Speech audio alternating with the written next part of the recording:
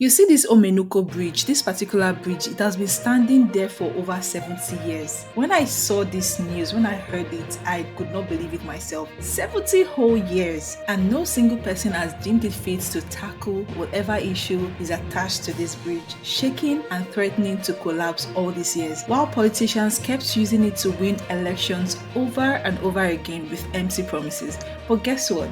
The man of the moment, Governor Alex Otti, has finally broken that jinx. For decades, this bridge has been a death trap. I'm not even playing. Connecting communities in Aba North and Aba Central, yet no one did anything serious about it. People have been managing it like that, hoping that one day someone would step in and listen to their cries. And now that day has finally come.